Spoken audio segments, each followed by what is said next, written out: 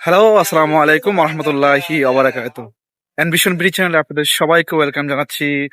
সিঙ্গাপুরের উডল্যান্ডস থেকে আমি মোহাম্মদ নুরুজ্জামান। ফেসবুকে, ইউটিউবে বা বিভিন্ন জায়গায় মানুষের বিভিন্ন পর্যালোচনা, আলোচনা দেখে ভাবলাম যে বিদেশ যেতে যারা ইচ্ছুক বর্তমান পরিস্থিতিতে 2026 সালে এসে বাংলাদেশ থেকে যারা বিদেশ যাওয়ার পরিকল্পনা করতেছেন তাদের উদ্দেশ্যে দু একটা কথা বলার জন্য আজকের এই ভিডিওটা।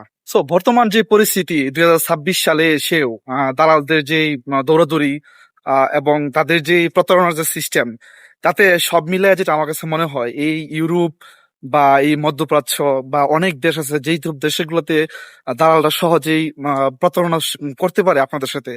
সো ওইসব দেশগুলোর পিছনে আহ, দিনের পর দিন বছরের পর বছর না দৌড়াইয়া বা সময়, শ্রম, টাকা পয়সা তো এইসব নষ্ট না করে আমার মনে হয় কি একটা সঠিক সিদ্ধান্ত নেওয়ার সময় আপনাদের এখনই।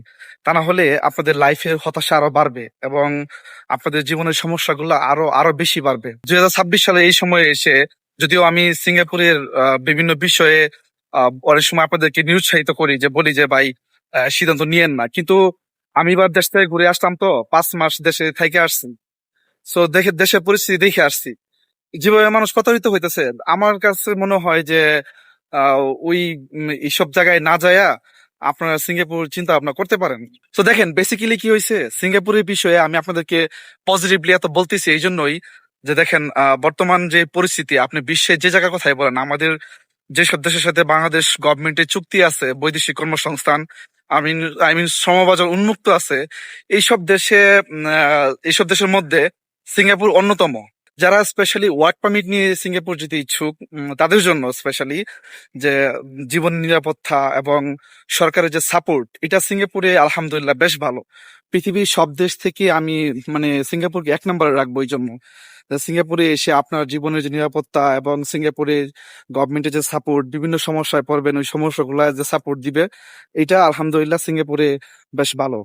সো আর একটা বিষয় হচ্ছে যে সিঙ্গাপুরে ইনকামের অপরচুনিটি অনেক বেশি।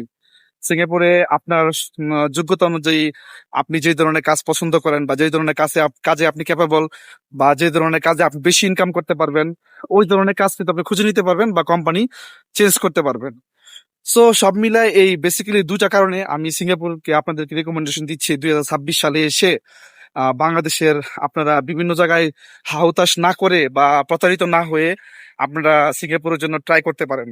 এটা আমার কাছে মনে হয় ইনশাল্লাহ একটা ভালো ফলাফল নিয়ে আসবে। এখন যেহেতু সিঙ্গাপুরের বিষয়ে আপনাদেরকে বললাম, তো সিঙ্গাপুর আপনারা কিভাবে আসবেন বা সিঙ্গাপুরের ভিসা প্রসেসিংটা কেমন হতে পারে, এই প্রত্যেকটা বিষয় নিয়ে সিঙ্গাপুরের স্পেশালি সিঙ্গাপুরের প্রতিটা বিষয় নিয়ে আমার এই চ্যানেলে অলরেডি অনেকগুলা ভিডিও আপলোড দেওয়া আছে। আপনারা ওই ভিডিওগুলো ইনশাল্লাহ ফলো করতে পারেন।